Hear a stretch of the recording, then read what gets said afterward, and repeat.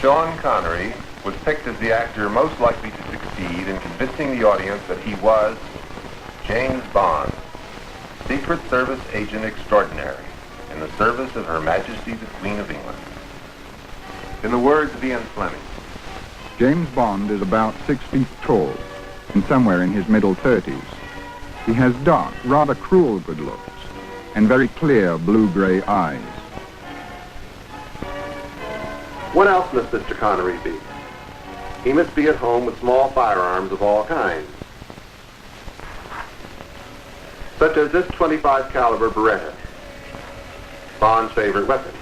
A small gun, it is only accurate at fairly close range, and Bond always seems to be at close range with his enemies. At any rate, the producers were satisfied that Mr. Connery seemed to find the little gun as comfortable a handle as did the original Mr. Bond.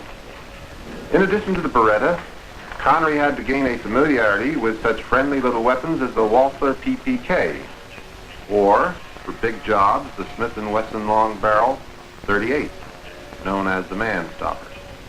As any Bond fan knows, opinions differ very often as to choice of arms, and occasionally a conference will be called to discuss what weapon is to be used and on whom. Take off your jacket.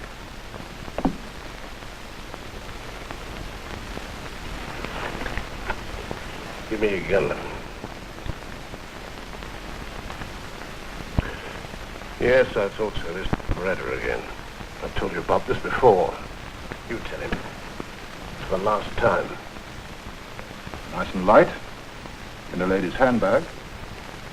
No stopping power. Any comments, 007? I disagree, sir. I've used the Beretta for 10 years. I've never missed with a jet. Yeah, maybe not. But it jammed on your last job and you spent 6 months in hospital in consequence. If you carry a 00 number, it means you're licensed to kill, not get killed. And another thing. Since I've been head of MI6, there's been a 40% drop in 00 operative casualties, and I wanted to stay that way. You'll carry the water.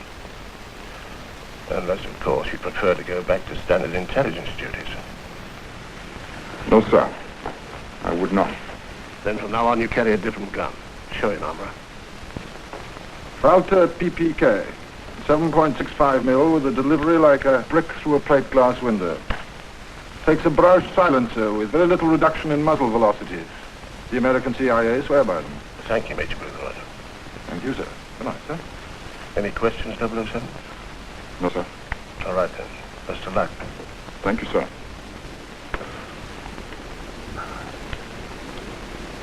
007? Sir? Just leave the Beretta.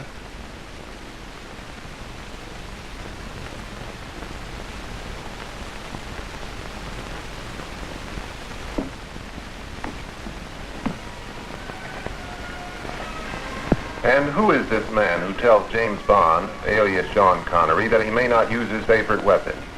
He is, of course, Bond's employer, known only as M. And here, too, the producers were faced with the problem of finding a man who would most closely fit Fleming's description of M. The weather-beaten face that Bond knows so well, that holds so much of his loyalty, the quiet gray eyes, the little pulse that always beats high up on the right temple whenever M is tense. As a cover, cloak and dagger word for disguise, M is managing director of Universal Exports Company. The offices of this company are coincidentally on the 8th floor of a building in Regent's Park, the home of the British Secret Service.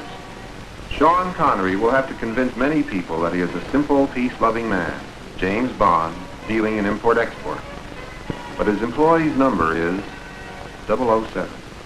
And this 00 prefix is his license to kill.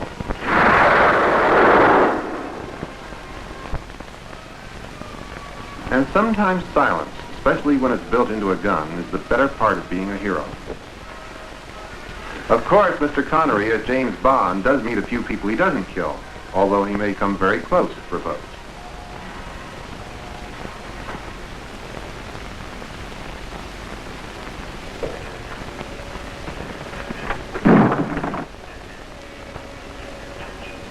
And how provoking can one be?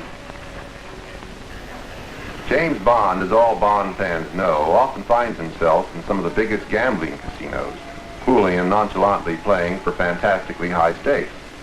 So the producers were faced with yet another problem in selecting a man to portray 007. How will he look at the gambling tables? Never knowing whether the others are enemies or friends. And here, too, Connery seemed to fit Fleming's conception of the character perfectly. But friends must not keep Mr. Connery from his work. James Bond's loyal fans won't like that. Womanizing is one thing. Bond fans want action.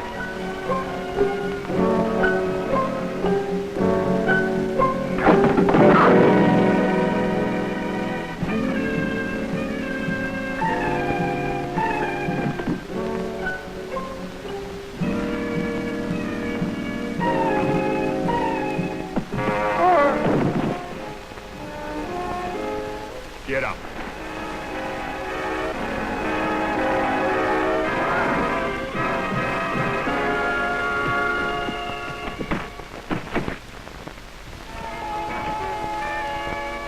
No one will object, however, to an occasional moment of relaxation with one of Bond's favorite drinks, made with impeccable style, vodka and a twist of lemon. It's totally in keeping with Bond's flair for being a connoisseur of all fine things. Unfortunately for Mr. Connery, Bond is not always so selective in his choice of hosts, and his host's friends might not be his. In order to get away from it all, Bond would drive in one of several cars. His fans liked variety. So another question was, could Mr. Connery handle a 1930 Bentley convertible with an Amherst Villiers supercharger? And could he make a racing change from third to second in an Aston Martin DB3? And how well could he drift this otherwise dignified 3.4 sedan around the fast bend? Well, as any Bond fan can see, Mr. Connery does very well. This time in a 1.6-liter roadster. Driving this car, James Bond has two reasons for wanting to make fast time. One is that armored hearse chasing. And when you're being chased by an armored hearse, the other reason doesn't matter.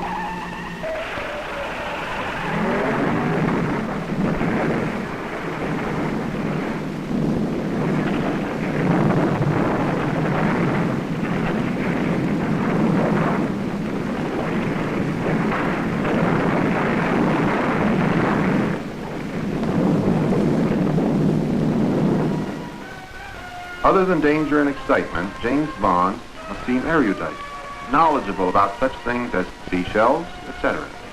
But one thing Mr. Connery can look forward to, the expected ending to any James Bond adventure, is the warmth and comfort of friendly surroundings, a well-deserved rest. We have seen a few of the problems Sean Connery faces in bringing to life the many-sided character of James Bond, Secret Service agent in the best cloak and dagger tradition. Here, on the set of Dr. No, Connery discusses with Ian Fleming some of the finer points of secret servicing, a topic Fleming is well equipped to discuss. Many of James Bond's experiences have some basis in fact, facts that Fleming came across while serving as assistant to Britain's Director of Naval Intelligence during World War II, and which he has used to embroider the exciting adventures of secret agent 007, James Bond.